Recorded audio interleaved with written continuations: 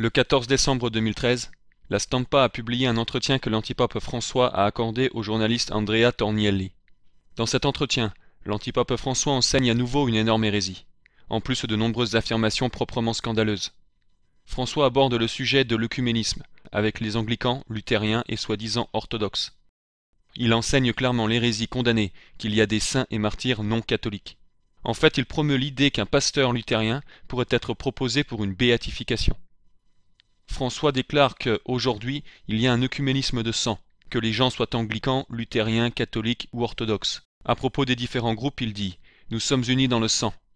Il déclare ensuite « Je connais un prêtre de paroisse à Hambourg, qui eut une affaire à la cause de béatification d'un prêtre catholique, guillotiné par les nazis pour avoir enseigné aux enfants le catéchisme. Après lui, dans la liste des individus condamnés, se trouvait un pasteur luthérien, qui fut tué pour la même raison. Leur sang fut mélangé. Le prêtre de paroisse me raconta qu'il était allé voir l'évêque et lui avait dit « Je vais continuer à m'occuper de la cause, mais leur cause à tous deux, pas seulement celle du prêtre catholique. C'est ce qu'on appelle l'œcuménisme de sang. » Fin de citation. Notez que François soutient et promeut l'idée qu'un luthérien qui a été tué peut être proposé pour une béatification. Il s'agit d'une hérésie formelle. Rien ne pourrait davantage nier le dogme catholique solennellement défini, selon lequel la Sainte Église romaine croit fermement, professe et prêche qu'aucun de ceux qui se trouvent en dehors de l'Église catholique, non seulement païens mais encore juifs ou hérétiques et schismatiques, ne peuvent devenir participants à la vie éternelle, mais iront dans le feu éternel, qui a été préparé pour le diable et ses anges, à moins qu'avant la fin de leur vie il ne lui ait été agrégé, et que personne ne peut être sauvé, si grande que soient ses aumônes, même s'il verse son sang pour le nom du Christ, s'il n'est pas demeuré dans le sein et dans l'unité de l'Église catholique. Pape Eugène IV, Concile de Florence, Cantate Domino 1442 ex cathedra. Le pape Pélage II déclara la même chose en 585, une vérité qui a toujours été enseignée dans l'Église. Citation « Ils ne peuvent pas demeurer avec Dieu ceux qui n'ont pas voulu vivre de façon unanime dans l'Église de Dieu.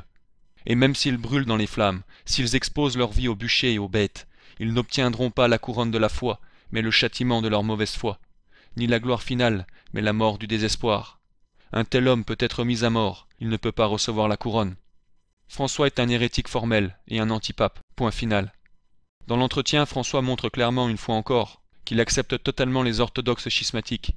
Les soi-disant orthodoxes rejettent la papauté et d'autres dogmes catholiques. François a même qualifié l'orthodoxe schismatique Tawadros, qui dirige les coptes schismatiques, de mystique. Tawadros est un hérétique public, qui dirige un nombre important de personnes en dissidence avec l'enseignement catholique. François a aussi rejeté la nécessité pour les orthodoxes schismatiques, comme Tawadros, de se convertir.